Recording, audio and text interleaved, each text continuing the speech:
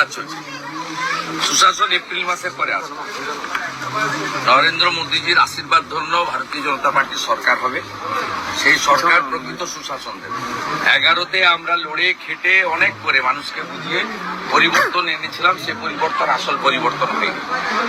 সেই পরিবর্তনের সুফিয়ানের বাড়ি হয়েছে, শাহাউদ্দিনের বাড়ি হয়েছে, গরিব মানুষ গরিব থেকে গেছে। আসল পরিবর্তন এবারই আসবে। এটা নরেন্দ্র মোদীজির আদর্শে, তার নেতৃত্বেই আসবে। অটলজির স্বপ্ন পূরণ হবে, সেই সরকার তৈরি।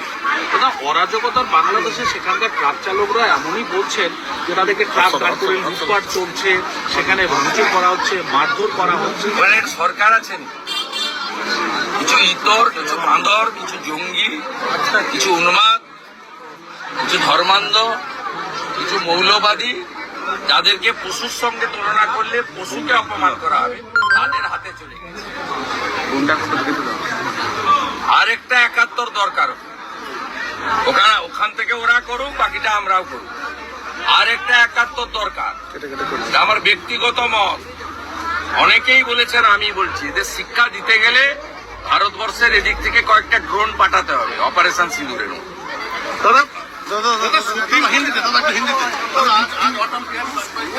आज सुशासन दिवस पूरा देश में मना रहा है, सरकारी ओर से और सामाजिक संगठन, पॉलिटिकल ओर से। मैं नंदीग्राम का एमएलए के नाते मेरा यहाँ 286 जो हमारी बूथ है, गांव है, वहाँ एक साथ 10 बजे से चल रहा है। इसमें आज हिंदू का तुलसी पूजन दिवस है, तुलसी चारा डिस्ट्रीब्यूशन हो रहा है, तुलसी माता को वंदन कर रहा है, और बाकी 25,000 हमारा जो ब्लैंकेट भी डिस्ट्रीब्यूशन हो रहा है हाथ। दादा, बांग्लादेश में लगातार हिंदुओं के ऊपर अत्याचार हो रहा है। वो एक्सट्रीमिस्ट जामाती का हाथ में से कोई सरकार नहीं है। इसलिए देश के अंदर से भी करना चाहिए, विश्व समाज को भी आगे आना चाहिए। और हम लोग बंगाली हिंदू के नाते, वो हमारी दीकू बंगाली भाई है, उनका परिवार का साथ एक हिंदू को होने के नाते पूरा देश उसका साथ खड़ा हुआ है। यहाँ बाबरी मस्जिद बनाने के लिए बांग्लादेश का मुसलमान ने रुपया भेज रहा है। हम लोग भी उनका जो अकाउंट नंबर है, मोबाइल अकाउंट जो परमिसेबल है, उसमें हम लोग भी हिंदू लोग उनका फैमिली को रुपया भेज रहा है। दादा, विपक्ष दलों ने एक बात नहीं बोल रहा है, बांग्लादेश नहीं बोलेगा, तुष्टिकरण का राजनीति। ममता दीदी एक बात नहीं बोल रही है। मुस्लिम वोट बैंक के लिए वो हिंदू जब अत्याचारित होता है, ये बात नहीं बोलता। और जब गाजा में बोल रहा है तब मिছিল करता है। दादा, कलकत्ता में पाकिस्तान में जब भारत ऑपरेशन करता है, दोनों शांति चाहिए बोलता है। और जब बांग्लादेश में हिंदू के ऊपर अत्याचार, हिंदू महिला के ऊपर बलात्कार होता है, तब कोई मिছিল है लोग का, टीएमसी का मिছিল, सीपीएम का मिছিল, कांग्रेस का मिছিল आप नहीं दिखाई देगा। ये तुष्टिकरण का राजनीति। সুপ্রিম কোর্টে দাদা অনিকেত মাহাতোর থেকে রক্ষা কবচ পাওয়ার পরও তাকে একইভাবে নিয়োগ হওয়ার দিচ্ছে না, এবং সেক্ষেত্রে তারা সরকার কোর্টকেও মানে। এর আগে 25% ডিএ দিতে বলেছিল সুপ্রিম কোর্ট, সেটাও মানে। এই সরকার কিছুই মানে না। তাই এফেক্টেড লোকের কন্টেম্প্ট করা উচিত। আর সমাধান একটাই, এটা নন্দীগ্রাম 21-এ করেছে। নন্দীগ্রাম অনেক আগে বুঝেছিল এই মহিলার হাতে এই রাজ্য গেলে সর্বনাশ হবে। এটা পশ্চিমবঙ্গের লোক বুঝতে পারে।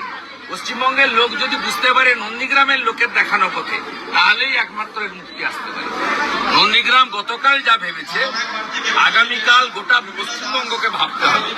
নন্দীগ্রাম এটা আগেই ভেবেছে। ওই জন্য একজন সামান্য নাগরিককে তারা জিতিয়ে দিয়েছিল মুখ্যমন্ত্রীকে হারিয়ে। মহামতি গোখলে আগে বলতেন না, what Bengal thinks today, rest of the India thinks tomorrow. CR দাসরা বলতেন, what Midnapore thinks today, rest of the Bengal thinks tomorrow. একইভাবে আজকে প্রাসঙ্গিক, নন্দীগ্রাম গতকাল যা ভেবেছে, আগামীকাল পশ্চিমবঙ্গকে ভাবতে হবে। নইলে বেকারের চাকরি হবে না, নারীর সুরক্ষা থাকবে না, টাকা ফিরবে না, কৃষক তার ফসলের দাম পাবে না।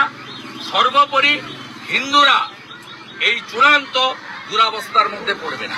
একমাত্র সমাধান হচ্ছে একে প্রাক্তন করতে হবে।